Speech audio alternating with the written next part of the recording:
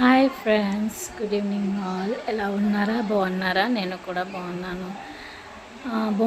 But కొంచెం బాధగా ఉంది. ఈ కశ్మీర్లో ఉగ్రవాది ఆక్రమణ చూసి ఆ న్యూస్ చాలా దారుణంగా ఉంది. అది ఏంటి అలాగా అడిగి కొట్టారా? మహిళలకి పిల్లలకి వదిలేసారా? ఆ రీజన్ ఏంటి అలాగా? అది ఎక్కడ వరకు న్యాయమా? చాలా దారుణం. అలా ఉండకూడదు, చాలా తప్పు. వాళ్ళకి కంపల్సరీ పనిష్మెంట్ ఇవ్వాలి. వాళ్ళకి ఫాంసీ ఇవ్వకూడదు. నా ఒపీనియన్.